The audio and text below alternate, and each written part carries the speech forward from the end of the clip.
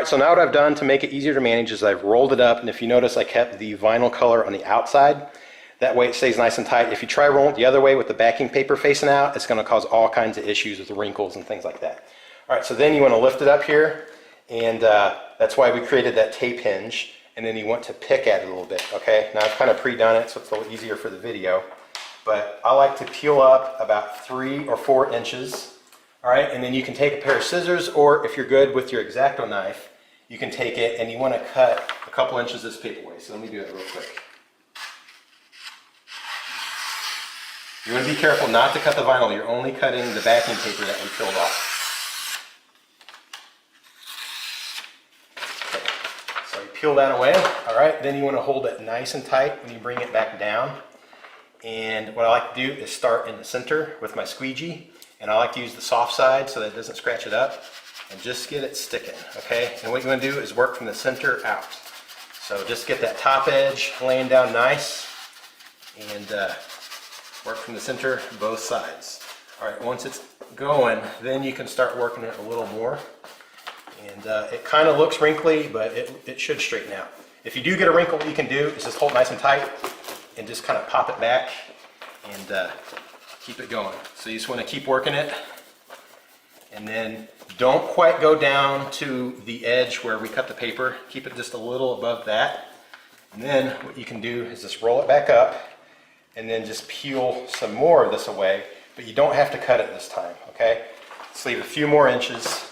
Make sure it doesn't, flip back up, and then you just do the same thing. Just keep working, just work from the center. I wouldn't go down more than about 1 inch or 2 at a time, and just work from the centers out.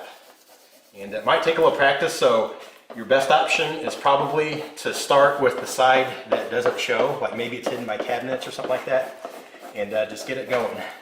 All right, so let me get this on here, and then I'll show you how to work the edges. I should also mention that if you notice, I'm not trying to wrap it right now. I'm keeping it as flat as possible, and that way it'll stick better. Another thing, if you get a bubble for some reason that won't come out, you can take your really sharp X-Acto point and just barely nick it at the very edge of the bubble, and then work from the opposite direction, and it should push the air out, and now the bubble is popped.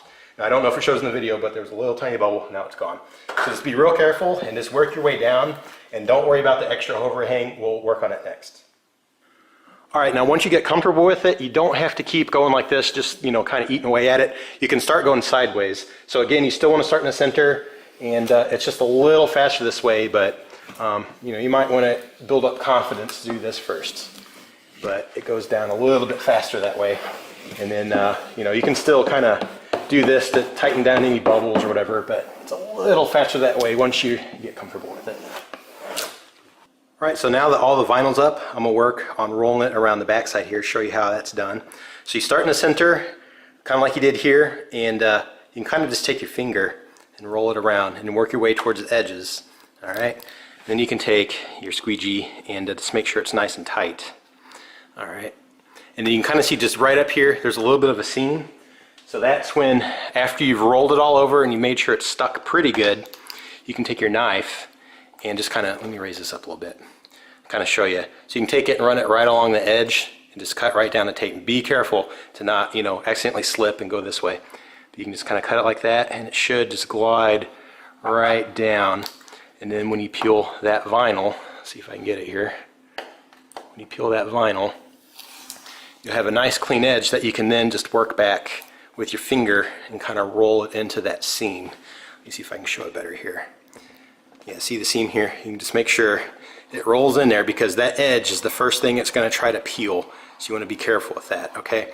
Now also, once it's installed, because I only went halfway up here, I can take my just a rag with some soapy water and clean off all of that grease pencil. And you just want to be careful not to catch that, because there's going to be a little up there, and that's going to want to try to peel too. So just kind of be careful with that, and especially around the edges.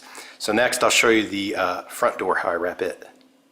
All right, now one more thing I want to mention is when you're working this lip, you can tighten it as much as you want, but there's a good chance that it's going to still want to pop back. So what you can do is work heat on it. Okay, now you can use a heat gun, but if you've never done this before, it's really easy to melt the vinyl and it'll actually burn. So I'm just using a regular hair dryer. I'm putting it on hot, but I'm only putting the power onto low. and I'm just letting it heat up slowly. And then what it does is it kind of reactivates the adhesive back there, and then you can really work it in and it should hold on and hang on tight. Now another thing that might happen though when I'm heating this edge is this side might start getting a little loose and it might get a few bubbles, so you may have to work them out later. But let me do it real quick and see if I can kind of show what happens here. So you have a loose spot right there. It's still kind of wanting to peel away a little bit, so I'm going to get it heated up. And when it gets hot enough, you'll actually see it start to move on its own because it gets so flexible. And then you should be able to just jam that in there and it'll hold nice and tight. And if it don't pop back out, then you know it's a real nice tight seal.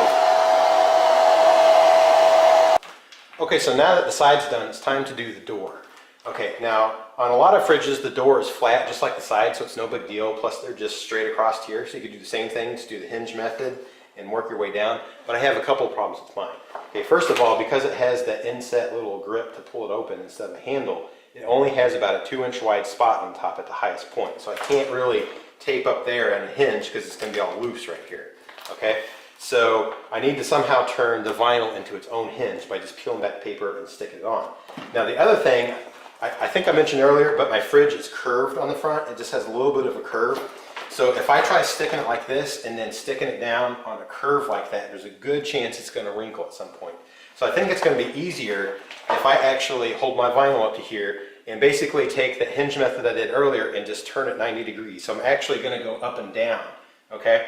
And then that way I can just work with the curve and then just slowly peel back a little more paper, you know, roll it up, peel back a little paper, bring it back, and just work up and down, and just work from, you know, right to left, left to right, whatever, until it's nice and smooth. Now I'm not going to do the edges just yet either. I'll leave them loose so that I can work them later and really get them tucked in nice and tight.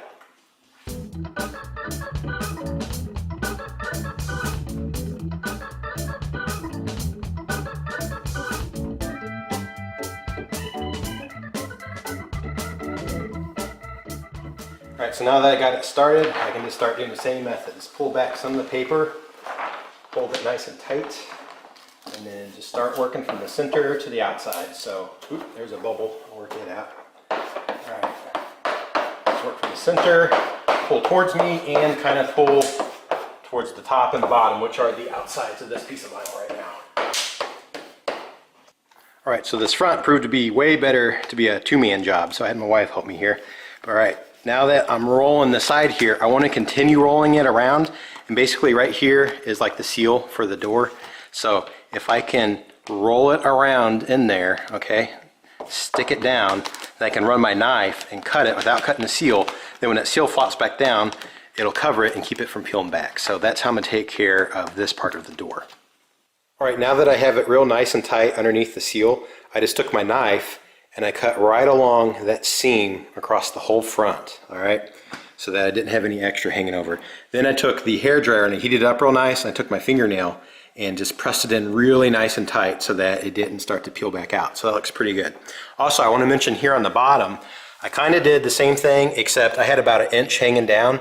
So instead of sitting there and cutting it, I actually just folded it underneath and just sealed it down really nice and tight, figuring that the door is going to open and it might brush across the shoe or something like that, and it could catch the vinyl and want to start peeling it back. So with that extra like inch and a half, you know, underhang down there, I just rolled the whole thing under there and stuck it so it has a real nice tight seal. I did that to the sides as well. So now I'll show you the whole thing when it's all finished. All right, check it out. There it is all finished. Turned out really awesome. Actually has a really nice gloss to it, and I'd say it was definitely a lot cleaner and probably a little easier than if you were going to paint one. And the only problem with the vinyl is that you're probably a little bit limited on colors compared to paint. But the cool thing is that you can change it out if you ever get tired.